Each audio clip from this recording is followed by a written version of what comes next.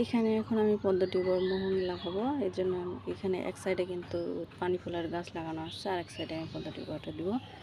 এটা হচ্ছে 1.5 মাস আগে পানিতে ভিজানো ছিল, এটা কিন্তু শিকড় আসছে, এই যে শিকড় আসছে, এটা কিন্তু আমি এখন লাগাই দিব এখানে। যেহেতু পাতাগুলো বড় হয়ে গেছে, এই জন্য আমি পানিটা বালতিটা ভর্তি করে পানি দিব। এটা যেরকম শেপ ওই অনুযায়ী আমি হচ্ছে মাটিটার ভিতরে এটা টিউবারটা ঢুকাই দিব।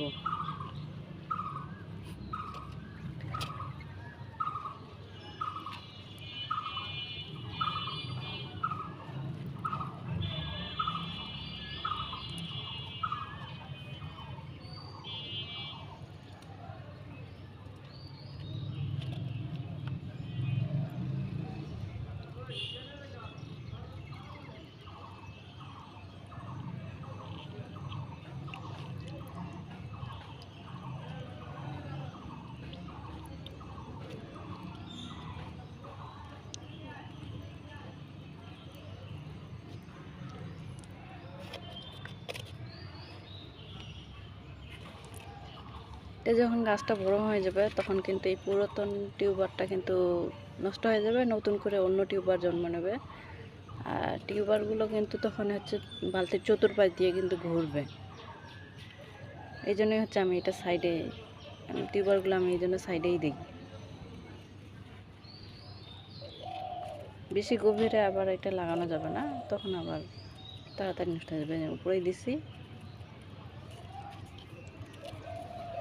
পাতাগুলো যেহেতু বড়, আমি পানি ভরাট করে দিব, আর পানিতে যেন মশা না হয় এই জন্য আমি হচ্ছে পানাগুলো দিয়ে দিব এখানে।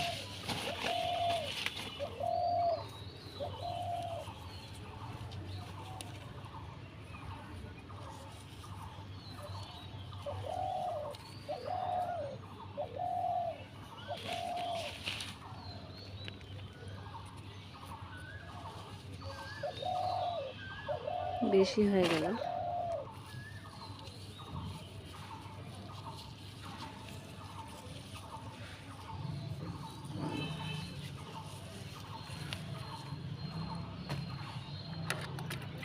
এখন পানিটা দিয়ে দিই।